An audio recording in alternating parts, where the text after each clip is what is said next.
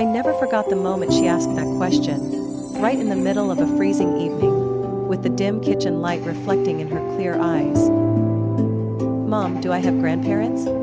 I nearly dropped the glass I was washing. My chest tightened, suffocating with an unnameable wave of emotions. Anna, my 8-year-old daughter, had struck right at the place I'd buried deep, the past with my biological family. The one I'd tried to cut ties with for over 3 years. I once swore I'd never return to that house. The house where I learned that silence was survival, and tears were a luxury. But now, staring into my daughter's innocent, longing eyes, I felt myself wavering. My name is Rachel Miller, 32 years old, a librarian living in a small town outside Seattle. Anna is my entire world. A bright, sensitive little girl with a soul more intuitive than anyone I've ever known. Every night before bed, she would ask questions like, "Did Grandpa like Christmas?" Or, "Did Grandma ever give you a beautiful gift?" Tiny questions, but each like a needle piercing through the hardened skin I'd built over the years. I tried to dodge them. I told stories about white snow, gingerbread cookies, and the fake reindeer on our neighbor's roof. But Anna wasn't easily distracted. She's the kind of child who can see sadness in someone's eyes, even when they're smiling their brightest. 3 weeks before Christmas, while we were wrapping gifts for the nearby orphanage, Anna suddenly looked up, holding a roll of red ribbon in her hand, and asked, "Mom, this Christmas, can we go visit Grandma and Grandpa?" My heart skipped a beat. "You mean, in Colorado?" She nodded, her blonde hair swaying gently. "I want to know what they're like. I've never met them. Just once, okay, Mom?" I smiled. A fake smile so forced, my lips almost trembled. "You don't give up easily, do you? I just want to understand why Christmas always feels sad in our house." I felt crushed by the truth. She had noticed, and because of her, I nodded. A nod I knew would trigger an earthquake inside me. My family, my parents and older sister, hadn't spoken to me since the spring I got divorced. They didn't accept me leaving my successful husband, even after I told them about the yelling, the control, the time he smashed my phone in a jealous rage. They called me weak, said I was just making excuses to run from responsibility. When I moved to Seattle with Anna, I didn't get a single call, no birthday wishes, no Christmas cards, nothing. And yet, here I was, sitting at my desk, looking up flights back to Aspen, Colorado, the place I used to call home, but now the word alone sent shivers down my spine. I hesitated for days. But then I thought of Anna's eyes when she asked about her grandparents.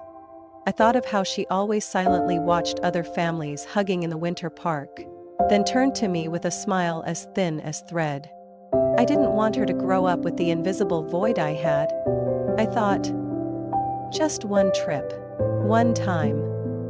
Maybe this year they'll be different. Maybe my father, Walter, won't have that knife-like glare. Maybe my mother will stop pretending to be sweet before stabbing you in the back. Maybe my sister, Emily, won't be as cold as a marble statue. Maybe they'll see Anna, truly see her, and feel the light that child carries, the same light I see every day. But deep down I knew that was a fragile hope, stitched together by the longing of a mother who once dreamed of a warm family, even if only for a few moments. It took me nearly 2 days to prepare. I bought the plane tickets, booked a nearby place in case I couldn't stand staying in that house, bought Anna a new pastel pink coat with white faux fur trim. The first gift I allowed myself to splurge on after years of scraping by. When I told Anna we'd be visiting her grandparents on Christmas Eve, her eyes lit up like holiday lights. She hugged me tight and whispered, "I just know they'll love me, Mom." I held her close, hiding the storm of dread screaming inside me. I used to believe family was unbreakable, something that stayed no matter how many years passed. But I've learned that some families, even those tied by blood, can be colder than a Colorado winter. Still, I agreed to go back, because I wanted to believe, just this once, that Christmas miracles were real. And if not, at least Anna would know. Her mother tried. My parents' house sat tucked along a snow-covered road on the south side of Aspen. Its exterior was unchanged, neat, rigid, and utterly unwelcoming, like it was trying to stay untouched by the world. But I was the one who felt like a stranger. When I parked at the gate, Anna leaned toward the window, her eyes sparkling. "Is this Grandma and Grandpa's house, Mom?" I swallowed hard. "Yeah, this is it." My heart raced, not from excitement but from a familiar fear, being swallowed by cold stares and words sharp as blades. I held Anna's hand as we approached the door. I had told myself 1,000 times on the way, as long as they're kind to her, as long as Anna isn't hurt, I can endure it. But the moment the door opened, I knew I had been completely wrong. The one who opened it was my mother, Diane. 58 years old, put together to a suffocating degree. Her platinum hair curled stiff like a helmet, beige knit sweater perfectly smooth. She didn't hug me. She didn't kiss Anna's cheek. She just tilted her head, forced a smile, and said one thing. "So you really came, Rachel? I thought you were bluffing again." I swallowed back the "Hi, Mom" stuck in my throat. Anna smiled politely and waved. "Hi, Grandma." Diane leaned down, placing a hand on Anna's head, her eyes glancing at the muddy specks on Anna's boots like spotting ink on a wedding dress. Come in. Don't dirty the rug." I gripped Anna's hand tighter. Inside, there were no smells of baked cookies, no Christmas music, just a blend of licorice and pine candle scent. A smell I used to love, now made me nauseous. As we stepped over the entry rug, Emily, my 35-year-old sister, looked up from her phone, glanced at us like inspecting a misdelivered package. "Oh, look." Rachel brought her mini-me. I turned to her, gently squeezing Anna's hand for reassurance. "Hi, Emily." "Yeah." She went back to her screen. Anna gave a shy smile and pulled a folded drawing from her backpack. "I made you a picture, Aunt Emily." "Just leave it," she muttered, not even glancing up. I felt like I had thrown my daughter to a pack of wolves. The grumbling of the TV echoed from the living room. I knew he was there. Walter. My father. The man who once called me a walking failure. The man who had never hugged Anna, not even once. We stepped into the room. He sat there, like a decaying king on his throne, feet on the table, glass of wine in hand. He didn't look at me, didn't look at Anna, just said, "Thought you two were dead in that rotten city." I took a deep breath. "Hi, Dad." Anna spoke softly. "Hi, Grandpa." Walter glanced at her for exactly 3 seconds, then turned back to his recliner. "Yeah, Rachel's daughter, looks just like her mother." I knew that wasn't meant as a compliment. I led Anna to sit on the leather chair in the corner by the fireplace. The room looked exactly as I remembered it. So spotless, it felt soulless. Every item was perfectly arranged, like a display home, untouched by real life. But it was the eyes of the people inside that chilled me to the bone. Diane turned to me. "You know, Rachel, I heard your daughter goes to a public school? In Seattle, right? Those schools are known these days for being a bit too diverse." She paused on the word, dripping with implication. I clenched my jaw. "Anna does very well in school." She shrugged. "I'm just saying that because I worry. A child growing up without a father needs extra protection." I felt my face burn. Anna turned to me, her eyes filled with confusion. I forced a small smile and gently patted her head. At that moment, Emily burst out laughing. "Rachel, Mom just said your daughter does very well in school. Are you planning to apply to the Ivy League? With your grades, I guess good genes run in the family." It hit like a slap across the face. But Anna stayed quiet. She looked at me, waiting to see if her mother would crumble. I didn't. Not this time. Anna draws beautifully. She even made handmade cards for everyone. She's been excited all week just to meet the family. Emily glanced at me like I had bragged that my kid had learned to use a spoon. Oh, how sweet, like a stray kitten trying to be cute so someone'll keep it. I looked over at Anna. She was still trying to smile, but her eyes had lost their sparkle. I noticed the small furrow in her brow, the slow blink like she was swallowing something hard. I wanted to scoop her up and run out of there. But I also saw how hard she was trying. She still believed in Christmas magic. She still believed that these cold adults could somehow become family. I wasn't so sure anymore. The air in the room felt thick, like smoke. Every word was a blade. Every glance, a stab in the back. I looked at Anna, then around the room filled with faces frozen like statues. Part of me already knew. I had just brought my daughter into the den of people who never learned how to love, even their own blood. And that Christmas had only just begun. I realized what was happening the exact moment Walter rose from his recliner and shuffled over to the Christmas tree. It was the first time all evening he had moved from his throne, the seat of judgment. He bent down and pulled out a large box wrapped in shiny silver paper with a bright red bow, as if it had been packaged by a professional. "There's a gift for Anna," he drawled, stretching out each word like he was savoring a private joke. Anna looked at me, eyes wide in surprise. I nodded, swallowing the gnawing dread in my gut. She stepped forward carefully, accepting the gift with both hands. "Thank you, Grandpa." Her voice was soft as wind brushing past a window. Walter stepped back, arms crossed, standing behind her like a stone statue keeping guard. I saw Diane glance over, the corner of her mouth slightly lifted, as if watching a tragicomedy. Emily, as always, didn't care. Anna sat down on the rug, the box resting on her lap. She gently stroked the silver paper as if afraid to tear what might be precious inside. She began to undo the bow, then peeled back the tape one corner at a time, careful not to rip a single piece. Every movement felt like a ceremony. Solemn, reverent, filled with hope. I swallowed hard. Something felt wrong. Anna lifted the lid. It opened smoothly. Inside was nothing.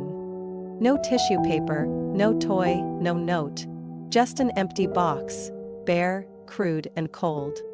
I could hear my heartbeat pause for a second. Anna stared inside, blinking as if she couldn't believe what she saw. Her fingers brushed the bottom, still searching, as though the real gift might be hidden somewhere. But there was nothing. Just an emotional trap wrapped in shiny foil. Then came the dry laugh. "Walter, the world doesn't owe her anything," he said, voice sharp like stone against steel. "Kids like her should learn that early. Saves them from wasting time hoping." I felt torn apart from the inside. I spun toward him. "Dad, she's my daughter. How could you do that?" Walter raised his eyebrows, gaze unmoved. "She's just like her mother, always thinking she deserves handouts, but life doesn't work that way." Anna still didn't say a word. Her hand stayed in the box, unmoving. Her face hadn't completely crumbled, but her eyes no longer shone. A second later, Emily let out a sharp laugh from the sofa. "Actually, it makes sense. Saves money on someone who'll just turn into another failure like her mom." "That's enough," I shouted, shooting to my feet. "You are the cruelest woman I've ever known, Emily." Emily crossed her arms, unbothered. "I'm just saying what everyone else is thinking." Anna looked up at me. Her eyes were red, but not a single tear had fallen. She wasn't looking to be rescued. She was asking if she should pretend not to hurt, just like I once did. And it was that look that made me want to tear the room apart. I walked over and sat beside her. "Anna, you don't have to keep that box." But she shook her head gently. "It's okay, Mom." Her voice was still soft, but strangely steady, like a steel wire. She closed the box, smoothed the lid, and set it neatly to the side. Then she unzipped her coat, reached into her pocket, and pulled out a small folded piece of paper. "I have a gift for Grandpa too," she said, stepping in front of Walter. Walter looked up, bored. "What is it now? A poem copied off the internet?" Anna didn't respond. She simply held out the paper with both hands. like it was made of gold. I knew I was witnessing something that went beyond pain or revenge. Walter eyed the paper, then jerked his chin. "Leave it on the table." Anna didn't move. "I'd like you to take it with your hands, please." I held my breath. Walter narrowed his eyes, then finally reached out and took the paper. He unfolded it with one hand, glanced over the contents, and then stopped. Something shifted on his face, like someone had just flipped a switch. I couldn't see what was on the paper, but I saw Walter's eyes dim. The room fell completely silent. Diane stopped sipping her tea. Emily stopped tapping her phone. Walter sat there, his eyes fixed on the paper like it was a photograph of a lost soul who had once loved him. Then, quietly, he folded the paper. His hands trembled slightly. He stood up, placed the paper on the side table. He didn't say a word, no explanation. He walked straight out of the room, each step heavy. No one spoke. Anna returned to sit beside me. "Did I do something wrong, Mom?" I wrapped her in my arms, holding her tightly. "No, sweetheart, you did something wonderful." I didn't know what was written on that paper, but I knew one thing. Anna, at just 8 years old, had done what I never could, made a man who had turned to stone pause. And on that Christmas night, in a room as cold as ice, a door somewhere had quietly opened. The living room now felt colder than the snow outside the window, after Walter silently walked out with that folded piece of paper in his hand. No one in the house said a thing. Only the faint crackling of firewood in the fireplace could be heard, as if even the house didn't know how to react. Anna returned to the sofa, sitting upright, her small hands resting neatly in her lap. She said nothing, but I saw her shoulders trembling. Not from fear, but from something deeper and harder to name. The kind of hurt that settles in silence.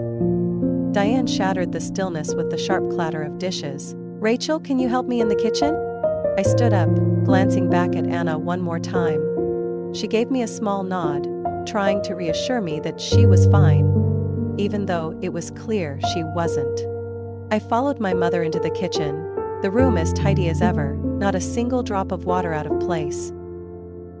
But the air was thick, like smoke that refused to clear after a fire. Diane set a silver tray on the counter and, without turning around, asked, "What was that? What did she give your father?" I bit my lip. "I haven't seen it. Anna didn't tell me." My mother sighed. "Let's hope it wasn't some silly drawing that upset him." I spun around. "She's 8 years old. Could you, I don't know, stop and ask how she feels instead of worrying about Dad's reaction?" She didn't reply, just wiped an imaginary stain from the stone countertop. When I returned to the living room, Emily was gone. Anna was still sitting in the same spot, her hands clasped together, eyes staring out toward the fogged-up window. I sat beside her. "Do you want to leave now?" Anna shook her head. "Not yet. I haven't passed out all the gifts." I looked down at the small backpack by her feet, the one I knew she had filled with little handmade gifts, drawn cards, sketches, paper stars she'd folded night after night. She began pulling them out, placing each one gently on the coffee table. I didn't say anything. I let her do it her way. Anna walked to the tree, pulling out the tiny gifts she had labeled with names. One for Grandma, a drawing of a flower garden she imagined Diane might enjoy. One for Emily, a card that read, "I hope you always find joy." Though I knew if anyone deserved it the least, it was Emily. She carried herself with unforced grace. No blame, no bitterness, just a child trying to bring a little light into this dark house. When she returned to the sofa, I asked softly, "You're not angry?" Anna looked at me, her eyes a little brighter. "I'm a little sad. But I think Grandpa's the one who's not happy, Mom." I squeezed her hand gently. "So what did you give Grandpa, Anna?" She bit her lip, then answered slowly. "I drew him holding Grandma's hand. And mine too. In a park. It was sunny. I wrote, 'I hope you'll smile again someday.' Because I miss how Grandma used to make you laugh. My throat tightened. I didn't know what to say. I had lived 32 years knowing a man made of coldness, control, and scorn. But Anna, just 8 years old, had seen something I had long forgotten. That he had once known how to love. And with a tiny folded piece of paper, she had reminded him. That night, Walter didn't come back. Emily said nothing more. Diane remained silent. No one mentioned the empty box. No one asked about the drawing. It was as if nothing had happened. But I knew. And Anna knew. Something had shifted. When I turned off the light for Anna in the small guest house room I had booked in advance, she asked softly, "Mom, did I make Grandpa sad?" I sat by the bed, brushing her messy hair. "Not sad, sweetheart. You reminded him of something important. That's the bravest thing I've ever seen." Anna smiled faintly. "I just wanted him to know I see him, even if he doesn't look at me." And in that moment, I realized Anna was wiser than I had ever imagined. She didn't need revenge. She didn't need to scream for fairness. She used her heart and her little piece of paper to crack the armor my father had worn for decades. The next morning, when I opened the door of our hotel room to grab the newspaper, a small wooden box sat on the doorstep. No sender, no label. Just one line of handwriting in neat block letters. Anna. I called Anna over. She held the box like it was the most precious gift in the world. When she opened it, inside was a handcrafted wooden music box, engraved with floral patterns along the edge. She turned the winding knob, and the melody of "Somewhere Over the Rainbow" began to play, clear and gentle. A small piece of paper fell out. The handwriting was rough, but familiar. "To the bravest girl I've ever met. Thank you for remembering her." No signature. But we didn't need one. Anna hugged the music box to her chest. She didn't say a word, just quietly closed her eyes, the melody playing softly like a whisper from someplace far away. Or maybe, from someplace very near. And me? I sat there in the early winter morning light, feeling, for the first time in years, that something had finally begun to heal. Walter stood frozen in front of the tree, the small paper from Anna still open in his hands. His eyes fixed on those innocent pen strokes, his fingers trembling like he was holding something too fragile to grip tightly, but too heavy to let go. No one in the room dared speak. Even Emily stopped scrolling her phone. Diane stopped polishing dishes, and I could only hold my breath. I had once watched this man scream at an 8-year-old boy for spilling a glass of water. I had seen him shout straight into my face for disagreeing with him. But this time, Walter didn't shout, didn't scoff, didn't shake his head or mock anyone. Just silence. He stared at the paper for a few seconds longer, then, very slowly, folded it back up, like sealing something sacred. I could see it clearly. Something in his weathered face had cracked. Not anger, not suspicion, but an old sorrow rising back to life after years of being buried. No one said a word as Walter turned and walked away. No one asked. No one stopped him. He passed through the living room, down the hallway, and disappeared up the stairs without making a sound, except for the soft creak of wood beneath his slow steps. I heard the door on the second floor close, gently. No slam, no lock clicking, just gone. Emily muttered, "What the hell just happened?" But no one answered. I turned to look at Anna. She was sitting still on the chair, both hands clutching the hem of her shirt. Her eyes were fixed in the direction Walter had gone, as if still hoping he might return. I sat down beside her. "Anna?" She turned to me, her eyes filled with hesitation and worry. "Mom?"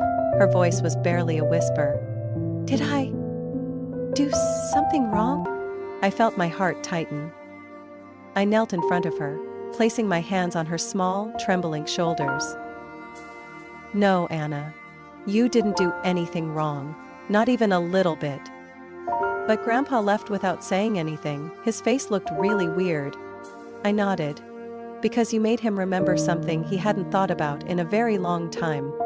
Anna still didn't seem convinced.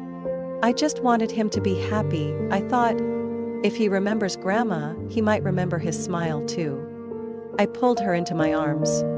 That hug wasn't just to comfort her. It was to hold myself together. Because I knew that in Walter's unusual silence, something had shifted. Not forgiveness, not reconciliation, but a small enough crack to fracture a wall that had stood for decades. For the rest of the evening, no one mentioned Walter. Diane continued setting out dessert like nothing had happened. Emily poured herself more wine and scoffed when I declined. Anna helped me fold leftover wrapping paper, so quietly that I feared even my breathing might startle her. "Can we go back to the hotel, Mom?" Anna whispered, while I was tying the ribbon around the gift bag. I nodded immediately. "Yeah, I think that's enough for today." Diane just curled her lip when I told her. Always so dramatic. Typical Rachel. I didn't respond. Emily didn't even say goodbye. And no one asked anything about Anna. It felt like my daughter and I were two strangers lost in a party where no one truly wanted us there. On the drive back, the car rolled slowly down the foggy slope leading into town. Outside, Christmas lights from other homes glowed in warm clusters, completely opposite from the cold, stone-like atmosphere we had just left. Anna looked out the window, hugging her old stuffed animal tightly. She was silent for a long time before suddenly speaking. "Grandpa used to love Grandma a lot, didn't he, Mom?" I looked at her in the rearview mirror.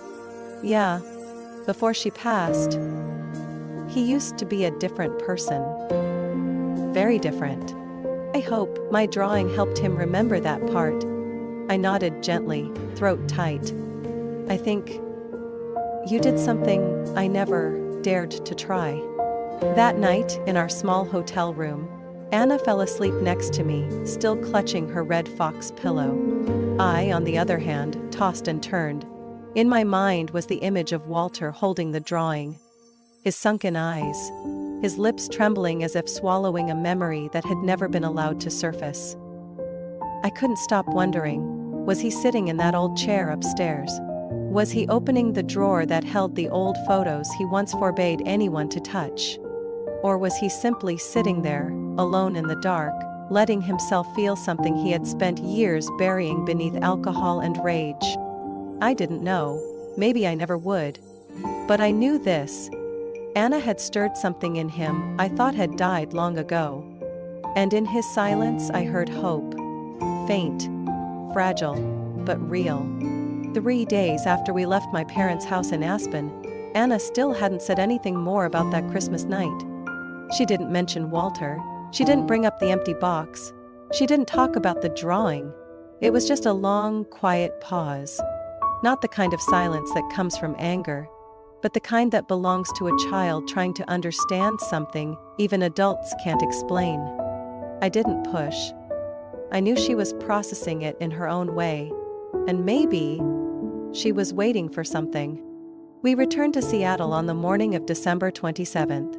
The city was damp as always, the trees along the streets still swaying with leftover strands of blinking lights.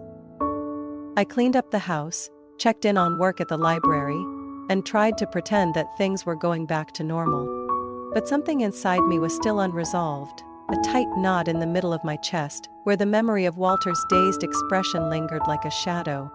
Anna returned to school after the short break as if nothing had happened. She studied diligently, still sat by the window reading books like she always did. But I noticed, every night before bed, she opened the drawer of her nightstand, took out an old sheet of paper, read it again, and put it back. The drawing of Grandpa, Grandma, and Anna. One time I asked her, "Are you waiting for Grandpa to write back?" Anna just shook her head gently. "Not waiting, I just think, if I remember Grandma long enough, maybe he won't forget her." On the afternoon of December 30th, I got a call from a delivery driver. "Hi, is this the home of Anna Miller?" I was surprised. "Yes. Is something wrong?" "We have a package here for her, no sender listed." When I opened the door, there was a small wooden box neatly held in the driver's hands. No label, no company logo. Just one line, printed in bold, round uppercase letters. Anna. I placed the box on the table and called for her. Anna ran out of her room, hair tousled from her nap. When she saw the box, her eyes lit up. Not from excitement, but from recognizing something familiar. Can I open it, Mom? I nodded, my heart racing, for reasons I couldn't explain. Anna gently untied the ribbon, as if afraid to break something precious inside. The lid popped open, revealing a handcrafted wooden music box. Carved by hand, with rose patterns etched along the edges. She turned the knob, and immediately, a familiar melody began to play. Somewhere over the rainbow. The sound was thin as silk, drifting like it came from an old memory. Anna froze. That song had been Grandma's favorite. I knew it. I had told her 100 times how, as a child, I used to sit on my mother's lap and listen to her hum that tune on cold winter mornings. But Anna had never heard it played from a real music box. She hugged the box to her chest like a treasure, her eyes fixed on the spinning mechanism. I spotted a small folded paper inside. Anna handed it to me before opening it. My hands trembled as I read. To the bravest girl I know, thank you for remembering her. No signature, no address. But I didn't need one. I knew exactly who it was from. Walter wasn't the type to write letters. He never crafted anything by hand. But the way he had touched that drawing, carefully, trembling, I knew something in him had awakened. And maybe he was trying, quietly, in his own way, in a way no one ever expected. Anna clutched the box in her hands. Mom, Grandpa used to listen to this song with Grandma, didn't he? I nodded. Yes. Even after she was gone, I still remember the sound of their laughter when that song played. I want him to remember too.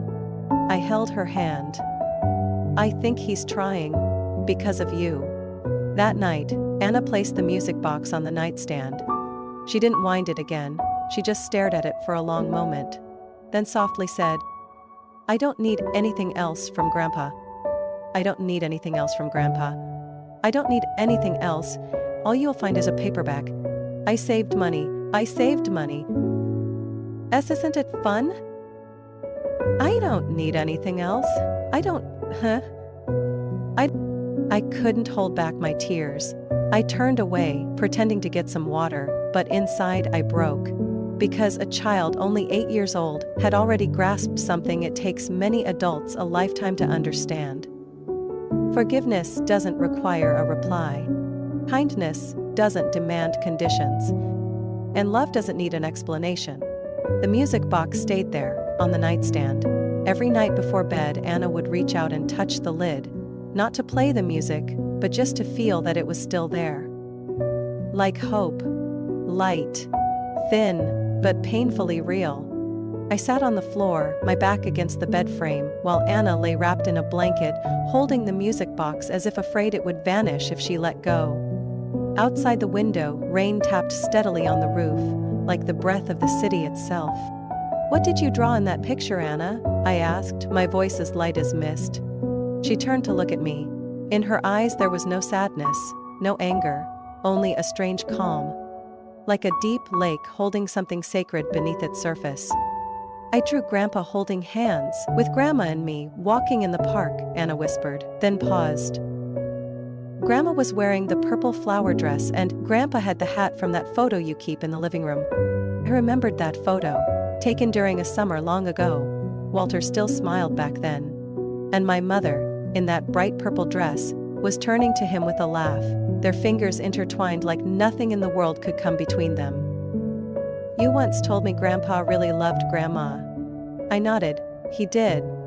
But after she passed, he changed. He closed every door, even the ones inside his heart. Anna was quiet for a moment, then continued. I wrote something under the drawing. I sat up straighter. What did you write? She recited slowly, as if remembering each stroke of her pencil. I hope someday you'll smile again, because I miss how Grandma used to make you laugh. My chest tightened like an invisible string had wrapped around it. I didn't know what to say for a while. The words were simple, but they carried a weight even I couldn't bear. I tried to swallow the lump in my throat. "Do you think he understood?" Anna nodded gently. When he looked at the drawing, he didn't look at me, but his eyes, it was like he was seeing someone I couldn't. I knew she meant my mother. There was a time when Walter had been a warm man. Not many people believed that. Most only knew him as stern, cold, and closed off. But I remembered. I remembered winter nights when he played piano while my mother sang. I remembered how he once fixed the entire roof just so my mom wouldn't get rained on, in her favorite chair. I remembered the way he'd place his hand on her shoulder when she was sad, saying nothing, but anchoring her with his presence. Then came that day. The car accident. She left too suddenly, leaving Walter alone in a house far too big, far too cold. He didn't cry at the funeral, didn't speak for 3 days. Then, he began to freeze everything. His emotions, his memories, his routines. Every photo she'd hung was boxed away. Every song she'd loved was turned off halfway. And on a moonless night, the father who once held me through thunderstorms was gone. Forever. I grew up in that silence, in those heavy sighs, in that faraway gaze that never quite landed on me. I was angry with him, so I left. And I never imagined it would be my own daughter who'd be the first to knock on the door he had sealed shut for so long. "You're not mad at Grandpa about the empty box?"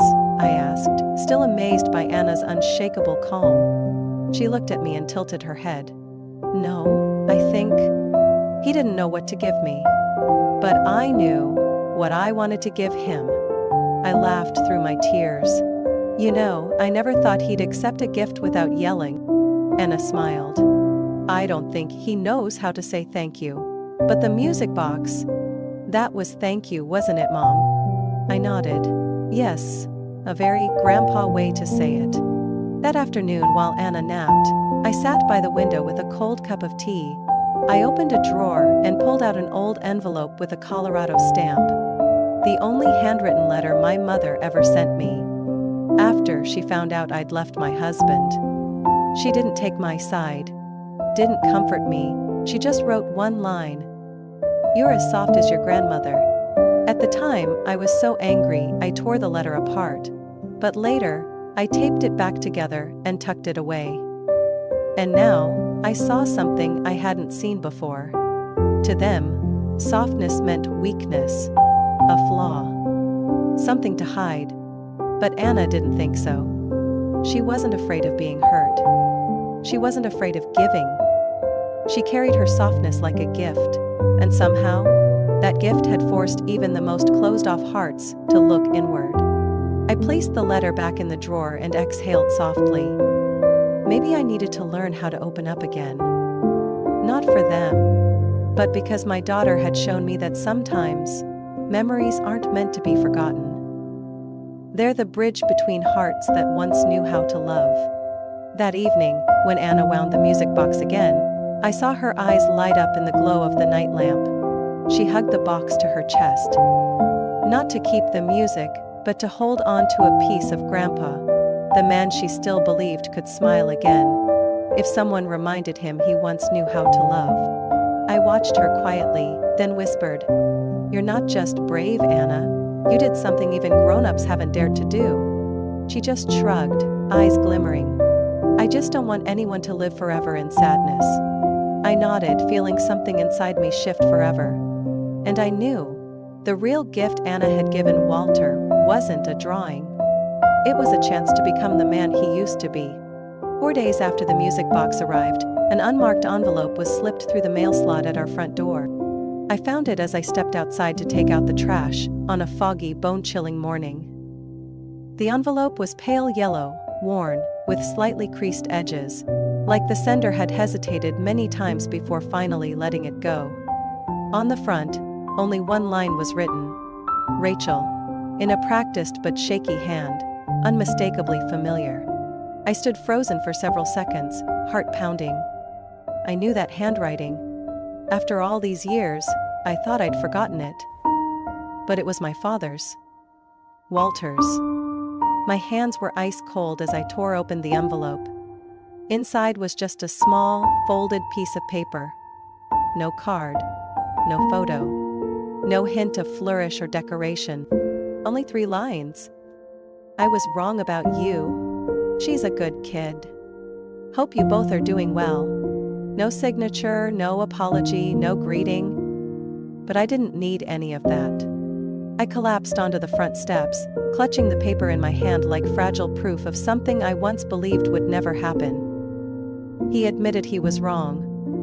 It wasn't a speech, it wasn't an emotional plea, just 3 short, dry sentences, lacking even a trace of warmth. But coming from Walter, those 3 lines were a confession. An effort. A tiny door cracked open. Narrow, but real. That evening, I told Anna as she was sitting on the floor, piecing together a puzzle beside the music box. "Anna, I got a letter." She looked up.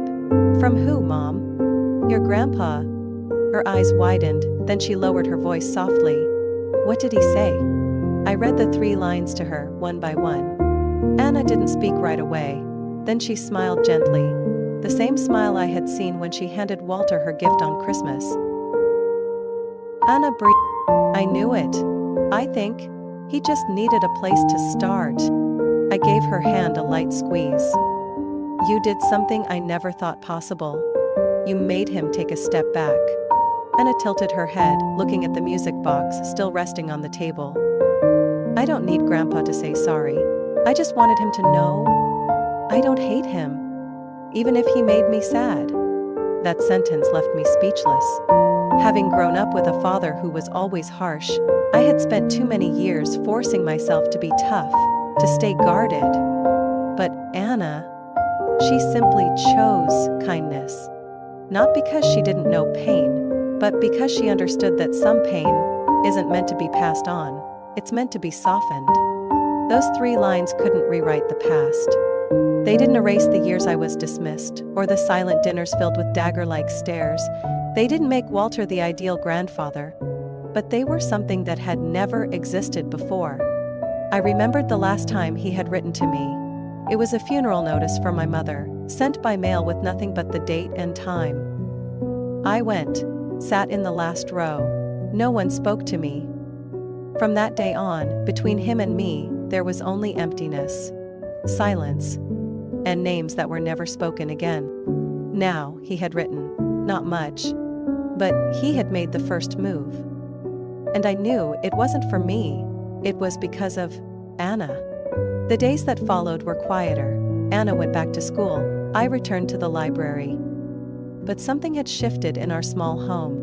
Anna placed the music box beside a new photo frame, the drawing she had given him. I had quietly taken a picture of it, printed it out and framed it so she could keep it forever. She often stood in front of it for a few moments each night, as if whispering to him, to her grandma, to the parts of her family she had never fully known. One morning as I was preparing breakfast, Anna walked into the kitchen with her face glowing. "Mom, I have an idea," she beamed. I smiled. "What is it, sweetie?" "Next Christmas, can we send Grandpa a gift? Something really special?" I froze for a moment. A question that seemed so simple, but struck something deep inside me. I nodded, keeping my voice calm. "I think we can do that. If you'd like to." Anna squeezed my hand, giving it a little shake. "I think if someone keeps sending love out into the world, maybe it won't stay so cold. Right, Mom?" I nodded, this time unable to hold back my smile. Or my tears. "It won't, sweetheart. Not anymore. I don't know if Walter will ever write another letter. Maybe he'll go quiet again, hiding away in that old room with memories he's always been afraid to face. But that no longer matters as much. Because with just 3 simple lines, he finally said the one thing I had waited my whole life to hear. That I wasn't wrong to leave that house. That my daughter deserves to be loved. And that, even if it's late, he finally saw it. The wall didn't have to come down all at once. Just a small crack was enough to let the light in. And Anna, That 8-year-old girl with a drawing and unconditional kindness was the one who made that first crack. And sometimes, that's all it takes to begin again. From Anna's story, I've come to realize that kindness, no matter how small or quiet, can make the first crack in the frozen walls built by pain and silence. An 8-year-old child didn't need revenge or a perfect apology. Just a drawing, a sincere wish, and a heart full of hope were enough to move someone who had been unreachable for years. In life, we don't always need a perfect ending. Sometimes, all we need is a new beginning. Even if it's just a sliver of light. What are your thoughts on Anna's story and her grandfather's unexpected change? Share your thoughts in the comments below. And don't forget to follow the channel so you won't miss more heartfelt stories about life and family.